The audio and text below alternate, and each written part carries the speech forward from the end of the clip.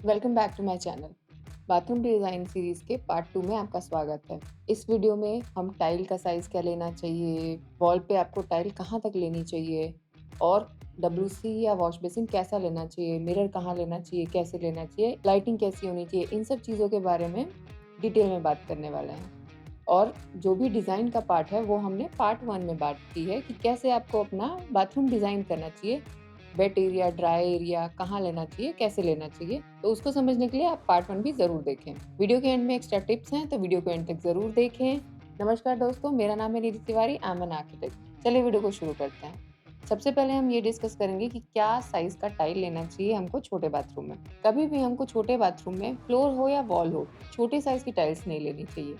छोटे टाइल्स मतलब बहुत सारे जॉइंट्स, तो जितने जॉइंट्स दिखते हैं आपका एरिया उतना ही छोटा लगने लगता है, उतने ही पार्ट्स में डिवाइड हो जाता है, तो वो चीज़ बिल्कुल नहीं करनी है हमको। आपको फ्लोर में 2 फीट बाय 2 फीट की साइज़ परफेक्ट रहेगी, कोई एक्स्ट्रा ज़्यादा वेस्टेज नहीं होगी आपकी। और वॉल के लिए आप 32 इंच बाय 64 इंच की टाइल्स ले सकते हैं। ये टाइल्स लेते हुए ये ज़रूर आपको ध्यान में रखना है कि आपको स्पेसर्स नहीं लेना टाइल के बीच में। हम बड़ी टाइल्स इसीलिए ले रहे हैं कि ताकि ज़्यादा जॉइंट्स दिखाई ना दें। तो आपको 2 टाइल्स के बीच में मिनिमम गैप रखना है और ये देखना है कि कम से कम आपको जॉइंट्स दिखाई दें। जब आपको जॉइंट्स नहीं दिखाई देते हैं, तो पूरा एरिया आपको सीमलेस लगता है। आपकी आँख कहीं जाके रुकती नहीं है ऐसे जॉइंट्स की वजह से, तो आपको बाथरूम बड़ा दिखने लगता है। दूसरी चीज़ पे चलते हैं। सबसे ज़्यादा कॉमन क्वेश्चन है ये कि आपको टाइल किस हाइट तक लेनी चाहिए।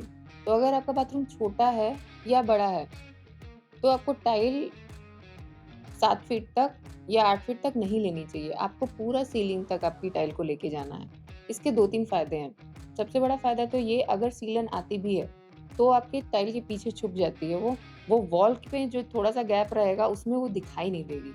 सबसे बड़ा एडवांटेज। दूसरी चीज़, जब आप टाइल ऊपर तक लेते हैं तो वो डिवाइड नहीं होता आपका एरिया कि अच्छा इधर से वॉल शुरू हो रहा है, यहाँ तक टाइल आ रही है। तो उससे ना हाइट कम हो जाती है आपकी बाथरूम की। और अगर आप टाइल को ऊपर तक लेते हैं तो आपकी जो वॉल की हाइट है वो ज़्यादा लगने लगती है। ऐसे आपके बाथरूम का एरिया ज़्यादा लगने लगता है। तो इसलिए आपको टाइल को पूरा सीलिंग तक लेके जाना है, बीच में 7 फीट पे 8 फीट पे नहीं रोकना है उसको। वो आपकी टाइल का खर्चा तो थोड़ा-सा बचा देगा, लेकिन आपकी बाथरूम की लुक को खराब कर देगा। तो ये आपको नहीं करना है। अब हम बात करते हैं कि हमको फिक्सचर्स किस कलर के लेने चाहिए। तो देखिए, मोस्टली जो भी हमारे फिक्सचर्स हैं वो व्हाइट में ही आते हैं और छोटे बाथरूम के लिए वही सबसे बेस्ट रहता है। क्योंकि आपका रिफ्लेक्शन भी रहता है उससे, रोशनी भी रिफ्लेक्ट होती है, तो बाथरूम का एरिया बड़ा लगता है। छोटे बाथरूम में आप डिफरेंट कलर के फिक्सचर्स लेंगे तो वो बहुत बिज़ी लगने लगता है, वो एरिया पूरा कवर हो जाता है ऐसा लगता है। तो आपको हमेशा प्रेफ़र करना चाहिए कि आप व्हाइट कलर के, और अगर आपको व्हाइट नहीं लेना, तो आप लाइट कलर के फिक्सचर्स यूज़ करें। कोई भी डार्क कलर के फिक्सचर्स, ब्लैक, डार्क ब्लू, ये कलर्स अवॉइड करें। अब हम ये बात करते हैं कि आपको वॉल हंग डब्ल्यूसी लेना चाहिए, वॉश बेसिन लेना चाहिए या फिर फ्लोर माउंटेड। तो देखिए, छोटे बाथरूम में जितना आपको फ्लोर एरिया दिखता है ना, उतना आपको इल्यूज़न रहता है, उतना आपको लगता है कि ज़्यादा बड़ा है स्पेस। क्लीनिंग का तो एक दूसरा फ़ायदा है ही, उसको क्लीन करने में आसानी रहती है, पूरा एरिया आराम से आप मेंटेन कर सकते हैं, क्लीन कर सकते हैं। अगर वही वो फ्लोर माउंटेड रहता है, तो उसको क्लीन करना थोड़ा ज़्यादा मुश्किल रहता है और देखने में भी फ्लोर माउंटेड उतना अच्छा नहीं लगता जितना कि वॉल माउंटेड लगता है। तो आपको प्रेफ़र करना चाहिए कि आप वॉल माउंटेड लें। बस एक चीज़ का आपको ध्यान रखना है कि अगर आप डब्ल्यूसी वॉल माउंटेड ले रहे हैं, तो उसके पीछे की दीवार आपको थिक होनी चाहिए। मतलब अगर 4.5 इंच की वॉल है, तो उसके आगे आपको एक प्रॉपर टो वॉल बनानी पड़ेगी, उसके ऊपर आप वॉल हंग लेंगे। क्योंकि वो जो सारा सिस्टम होता है, वो वॉल के अंदर आता है, तो इसलिए आपको थिक वॉल चाहिए होती है वॉल हंग के लिए। बट आपको ये नहीं करना चाहिए कि आप पूरी एक थिक वॉल बनाएँ, सिर्फ़ इसलिए ताकि आप वॉल हंग ले पाएँ। नहीं, उससे आपका तो पूरा बाथरूम का एरिया और कम हो जाएगा। तो आपको पूरा नहीं लेना है, आप थोड़े से एरिया में लेके वो बनवा सकते हैं। या फिर आप अवॉइड भी कर सकते हैं, अगर आपका बाथरूम बहुत ज़्यादा छोटा है तो। अब हम वॉश बेसिन की बात करते हैं, कि वॉश बेसिन आपको फ्लोर माउंटेड लेना चाहिए या फिर वॉल हंग लेना चाहिए। तो अगर आप वॉल हंग लेते हैं, तो उसमें आपको स्टोरेज बनाने के लिए थोड़ा एक्स्ट्रा स्पेस मिल जाता है। ये सबसे बड़ा फ़ायदा है। दूसरा ये फ़ायदा है कि आपका नीचे क्लीनिंग के लिए आराम से क्लीन हो जाता है। इन दोनों को, डब्ल्यूसी को और वॉश बेसिन को, आप अगर वॉल हंग लेते हैं, तो जो नीचे का फ्लोर स्पेस दिखाई देता है ना, उस वजह से आपको आपका बाथरूम बड़ा दिखाई देता है, मॉडर्न दिखाई देता है और बहुत ही स्टाइलिश लगता है। तो आपको इस ऑप्शन के बारे में ज़रूर सोचना चाहिए। चलिए अब सबसे इम्पोर्टेंट टॉपिक कलर कॉम्बिनेशंस की बात कर लेते हैं कि आपको टाइल्स किस कलर की लेनी चाहिए, कैसे लेनी चाहिए। तो सबसे पहले सबसे अच्छा ऑप्शन है, अगर बाथरूम छोटा है तो आप सेम कलर की जो भी फ्लोर में आपने टाइल्स ली हैं वो सेम कलर की टाइल्स वॉल में भी चला दें। बहुत ही सीमलेस लगता है, बहुत ही मॉडर्न लगता है और बहुत ही सुंदर लगता है और आपके बाथरूम का एरिया डेफ़िनिटली आपको बड़ा लगने लगता है। दूसरा ऑप्शन, अगर आप नहीं लेना चाहते दोनों सेम, तो आप फ्लोर का टाइल डिफरेंट ले सकते हैं और वॉल की टाइल डिफरेंट ले सकते हैं।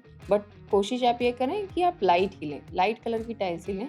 आप डार्क कलर की टाइल्स छोटे बाथरूम में ना यूज़ करें। अब अगर आप कह रहे हैं कि नहीं मुझे तो कुछ कलर एक्स्ट्रा डार्क कलर चाहिए ही चाहिए बाथरूम में, तो फिर आप क्या कर सकते हैं? तो आप जगह चूज़ कर सकते हैं कि आप वॉश बेसिन के पीछे की वॉल या फिर शावर एरिया में जो आपकी वॉल है, जिस पे आपका शावर आएगा, टैप आएगा, वो वाली वॉल। उन दोनों में से कोई भी एक जगह आप डार्क कलर की टाइल यूज़ कर सकते हैं। टाइल या पत्थर जो भी आप लेना चाहते हैं वो यूज़ कर सकते हैं। उसको ओवरडू ना करें, सिर्फ़ एक जगह पे ही लगाएँ। एक जगह पे लगाने पे वो आपको एक फ़ोकस पॉइंट मिल जाता है जिसकी वज़ह से वो ज़्यादा अच्छा दिखाई देता है। अब हम शावर एरिया की बात करते हैं। तो शावर एरिया को कभी भी हमें जो हमारा टॉयलेट का फ्लोर लेवल है, सेम लेवल पे नहीं रखना चाहिए। उसको एक टाइल का ड्रॉप ज़रूर देना चाहिए। तो उसका ये फ़ायदा है कि वो जो पानी आपका शावर एरिया में आएगा नहाते हुए, वो पूरे बाथरूम में नहीं फैलेगा।